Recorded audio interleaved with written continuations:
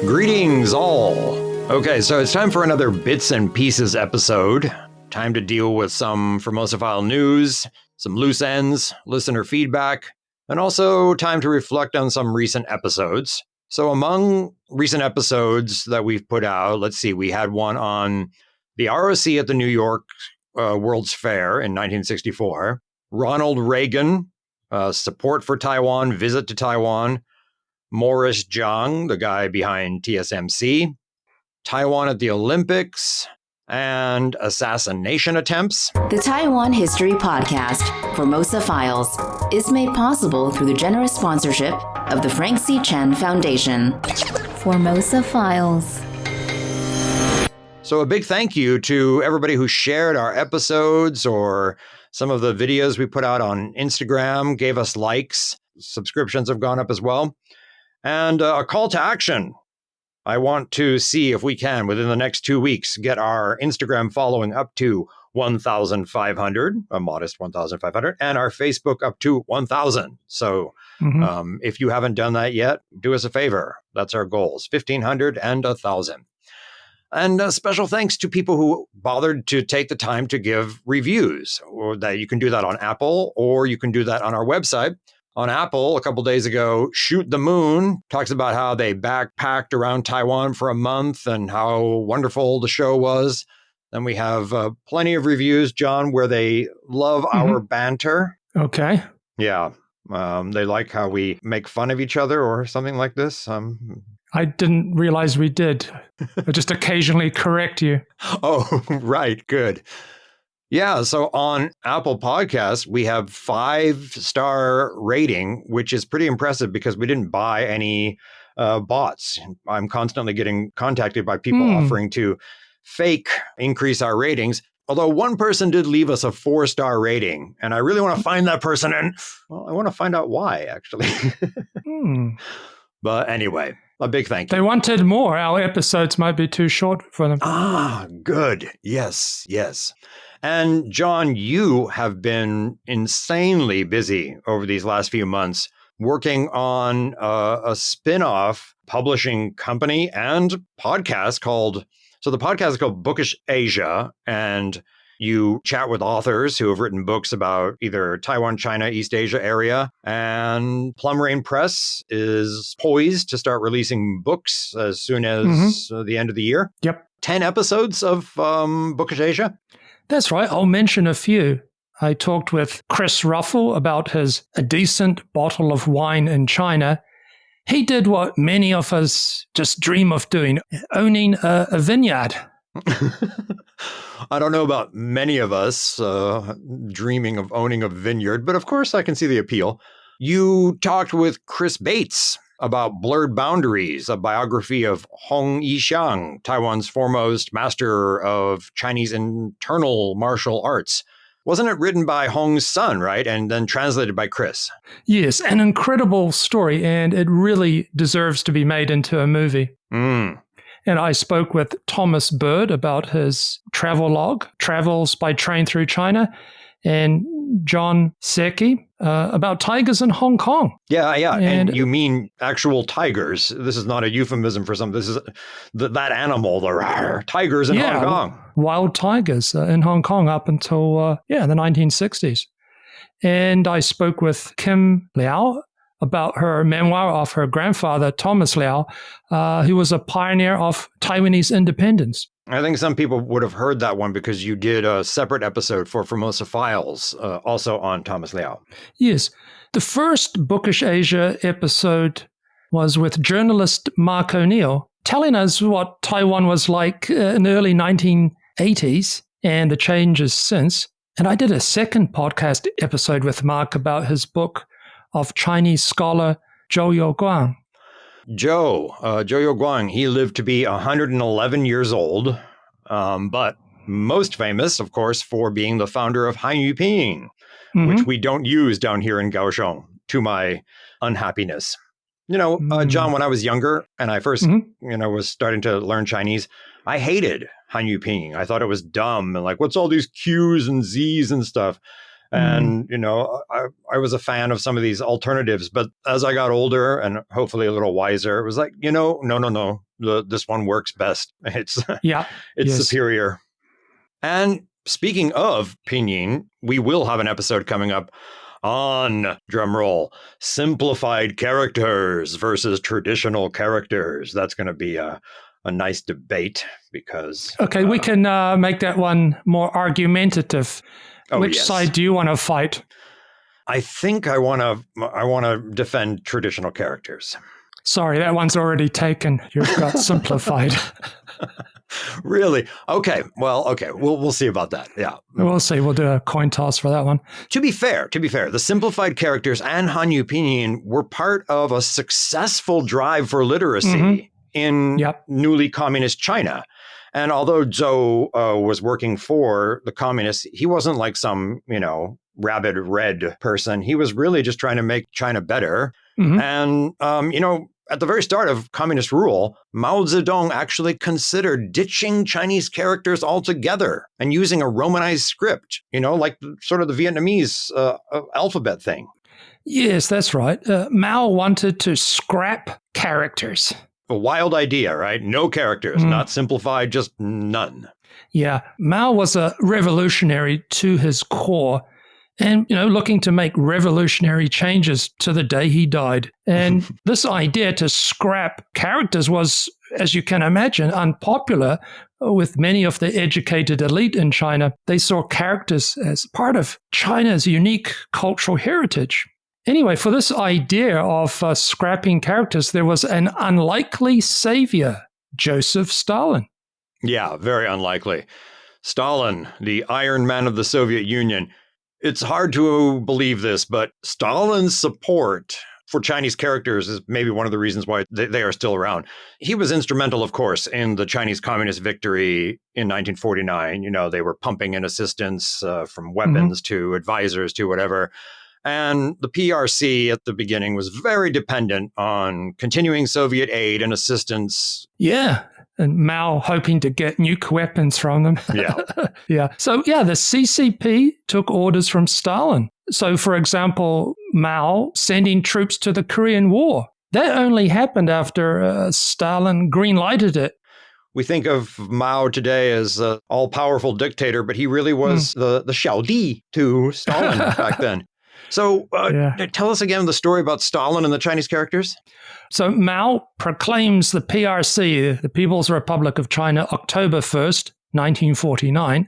And then late December that year, he travels to Moscow. But he was stuck there for about 2.5 months. Stalin sort of jerked him around, kept him waiting. Stalin was Stalin. Yes, Stalin was Stalin.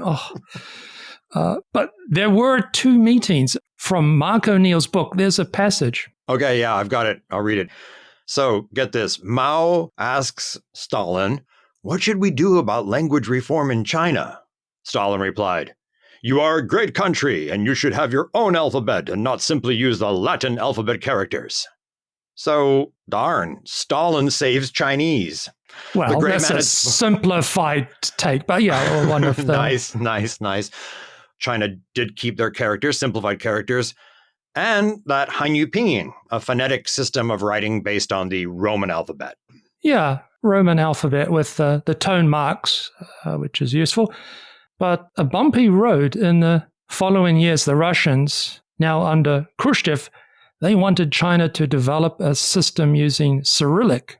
Cyrillic. Okay, so that's script used for Russian and some other languages in the region? Yes. China resisted the pressure and stuck with Roman letters, thankfully. Yeah. And also, Chinese doesn't have a lot of sounds like the Russian. Yeah. It sounds like a record player being played backwards. This kind of... Chinese don't have those sounds. It wouldn't have worked. Okay. I'm not qualified to say. I guess you could have done it. Could have figured it out, but wow. I'll post some of that on the show notes, and you can see how weird some of those alphabet letters look to us. But anyway. Okay, let's go back to recent Formosa Files episodes. Which ones did we get some or the most feedback for? Well, you handle our social media, So you have a better idea than me. But would it be Beggar Boy?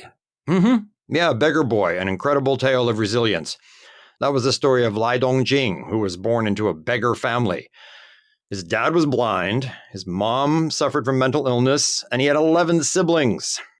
Yes, but he managed to get some basic education, employment, a wife, yeah. And his autobiography, Beggar Boy, published in 2000, was a bestseller.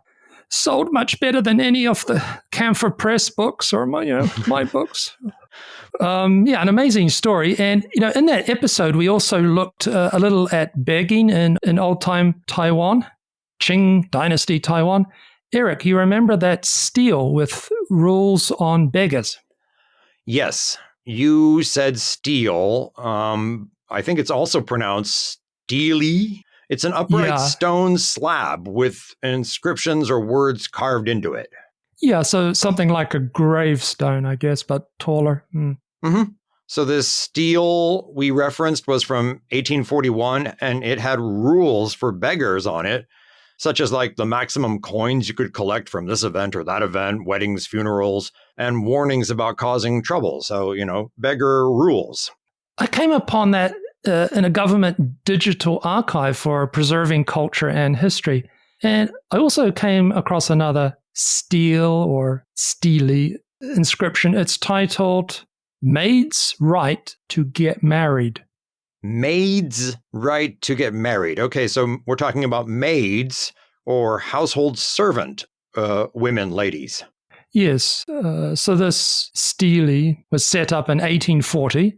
It was in response to employers forcing maidservants to stay at home, which violated natural laws and social customs. Young women should get married.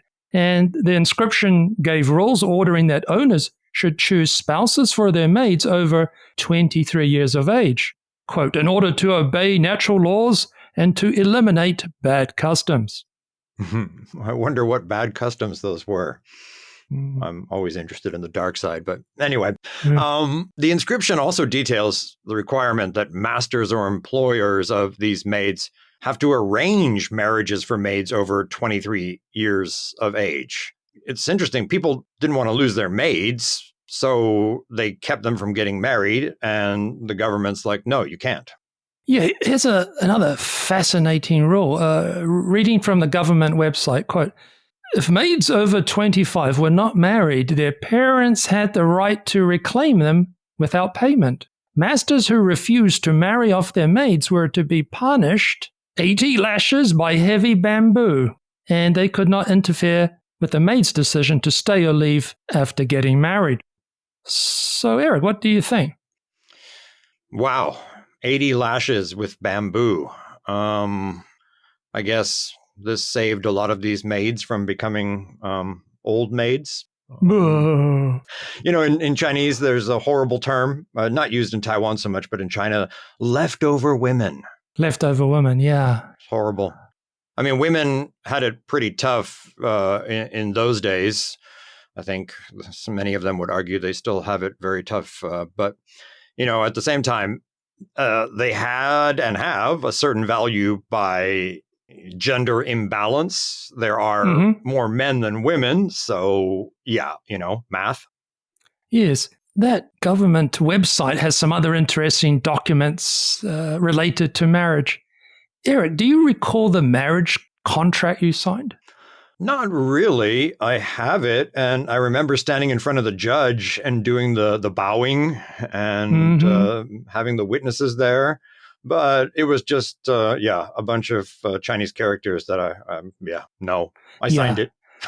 Yeah, mine was completely in Chinese and, above my reading ability. So basically, I just signed it and stamped it with my chop. Funny to imagine that we could have been selling ourselves into like lifetime of slavery or in your case, a pledge to abstain from drinking. No bottle for the rest of your life. Don't give people ideas. I stamped it. Yeah. Anyway, that would have been for worse. That would Tragedy. Turning to a more historical marriage contract, we have one from Taiwan in 1901. It's a contract for a marriage between a guy surnamed He, and a young woman surnamed Zhang. Okay, normally the woman would move into the man's house, and of course, all offspring would take the father's family name. But in this case, the contract states the groom, He, will enter the Zhang household. The newlyweds will live in the Zhang house for 6 years. The newlyweds will be responsible for continuing the family line and the upkeep of the ancestral graves of both families. The first son born will be surnamed Zhang, and the second son, He. As for the rest of the children, half will be surnamed Zhang, the other half He. When the 6-year period is over, the couple can choose to move out of the Zhang household and will be apportioned farmlands and tea plantations so that they may make a living. And then it goes on to discuss details about inheritance. And again, this is 1901. yeah, fascinating, isn't it? It shows the importance of continuing the family line, of ancestor worship, and also the economic factors in marriage. Romantic love was something of a luxury until quite recently. Yeah, and not just here, all over the world. Yeah, all over the world. So, marriage as an economic unit, right? A family as an economic unit. And this was especially important for people who were, poor. Yeah, there was one unusual solution to economic hardship during the Qing period, a survival strategy, a practice known as getting a husband to support a husband. That's a translation of the Chinese phrase, jiao fu yang fu. Okay, jiao fu yang fu. Here's a breakdown. 找, to find or to get, right? 我找不到, I can't find it, 找. Fu, husband. 养, 我在养一个养小孩, to raise, support. And then fu again, husband. A form of non-fraternal polyandry. Whoa, okay, that's a phrase. Non-fraternal polyandry? What's that? Polyandry. Polyandry. Okay, I know, I've seen the word. It's a form of marriage, right, or a relationship in which a woman has more than one husband at the same time. Yes, and fraternal means brotherly. So non-fraternal polyandry, okay, we're not talking about brothers sharing a wife. Yeah, so in old China, because we're often looking at the rich elite, we're more used to seeing references to second wives, to concubines. But among the poor, this practice of a second husband was surprisingly widespread. And this setup was when a couple was struggling financially. The new second husband either gave his labor to the farm or business, or brought in money in exchange for a place to live. So he would live with the couple and share the wife. A very progressive, hippie kind of thing going on here. Yeah. A reminder of how much marriage and economic survival were linked. I'm sorry. I'm a little old school. I don't think I could share a wife. Okay, well, off of that subject, another popular episode we did was on Robert Story's Lonely Planet Travel Guide from 1998. Robert Story, a person you met, John. Old guidebooks are interesting. We've used them previously for a couple of episodes. We had this one called Terry's Guide to Japanese-Ruled Taiwan. We also have talked about a few snippets from a U.S. military handbook from the late 1950s. John, have you seen anything in between that time and Robert Story's first guide? So between that U.S. military handbook and the first Lonely Planet in 1987? Yeah, during that period of time, Taiwan still got some coverage in guidebooks, but it was as part of a general guidebook on East Asia. So, you've got an example in front of you. One of them is Sunset Travel Guide to the Orient, and it includes Japan, South Korea, Taiwan, Hong Kong, Macau, China. And when you saw this book, John, I'm going to just guess, for no reason whatsoever, that the first thing you did was look up any references to Jai and its magnificence. Yes. Jai is divided into a city and a county. The city just gets mentioned as something you pass through on the way to the mountain resort of Alishan, which is in Jai County. And I'm sure you also looked for something about Kaohsiung, probably some nasty quote to rub in my face on pollution or filthy Love River or the like. I'm too predictable because that's exactly what I did. And I was surprised and disappointed. Here's the quote I got. Despite the smoking furnaces and chimneys marking the skyline, Kaohsiung is a pleasant city. Aw, that's a nice review. And the journey they describe from Tainan south to Kaohsiung sounds quite bucolic, idyllic, and certainly like from another age. You can read it. Okay. South of Tainan, the road to Kaohsiung winds through hills, plots of sugarcane, banana plantations, and paddy fields. Along the way, you'll see people with shoulder-borne loads of produce balanced on bamboo poles, school children on their way to or from school, and rice planters working in the fields. In cities and villages, your car or bus edges its way through masses of pedicabs, ox carts loaded with bricks, bicycles stacked with crates and boxes, and pedestrians transporting their burdens on bamboo shoulder poles. That's from a 1975 guidebook and feels a bit outdated. Yeah, 75. But then again, when I talk to my wife about her childhood of taking the family oxen down to the creek to drink, things like that, it's really, it's not that unusual.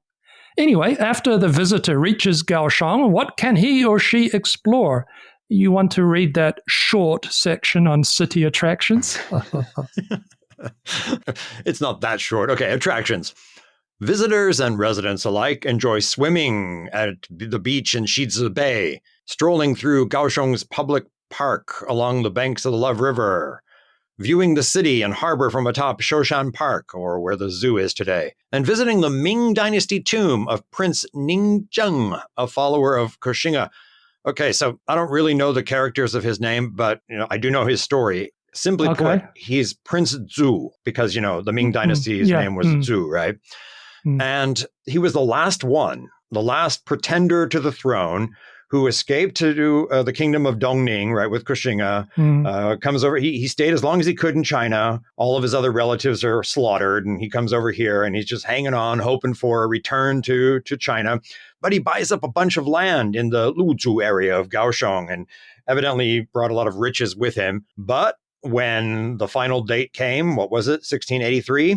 And kingdom is defeated and they surrender to the Qing dynasty. He decides that he needs to do the honorable thing and commit suicide. So he's got these 5 concubines. And according to the legend or the story, the 5 women beg him to be allowed to die with him. So they tie a red string around their wrist or ankle or something. In Chinese tradition, the idea with this red string is like you are wronged or you did it for a reason. And then they hang themselves. He takes them down and buries them in a tomb that you can still find in Tainan City called the Tomb of the 5 Concubines. But he also built 100 decoy tombs so that when the Qing got here, they wouldn't find the real one. I didn't know that. Evidently, he did the same thing for himself as well, because his tomb, and we don't know how he committed suicide, but he did die by suicide. And his tomb is in Kaohsiung, but just barely in Kaohsiung, in Hunei, right on the border of Tainan. Literally, there's a little tiny river there, and on one side is Tainan, one is.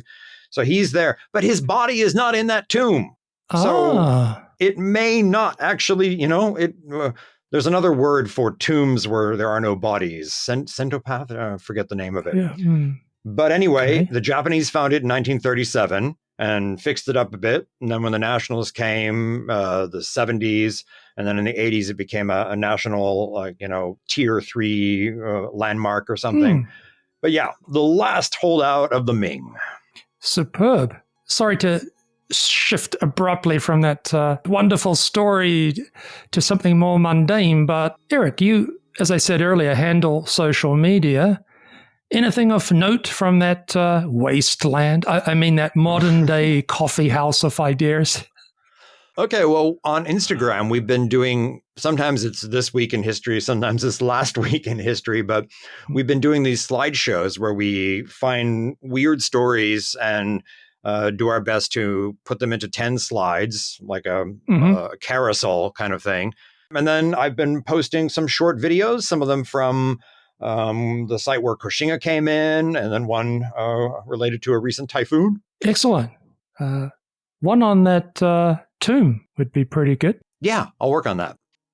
Anyway, I think we've covered the bits and pieces we needed to cover. Just one thing, our upcoming Plum Rain Press book, A Tale of Three Tribes in Dutch Formosa. It is full of historical, accurate facts and information, but then also it's a novel, so you get the best of both worlds. Don't go through a textbook. Read an interesting novel instead. Yes, 3 tribes, 3 perspectives: the Dutch, the Chinese, and the indigenous people. Okay, folks, once again, thank you all for doing the call to actions that we've been asking. All right, thanks for listening. I'm Eryk Michael Smith. I'm John Ross. Bye.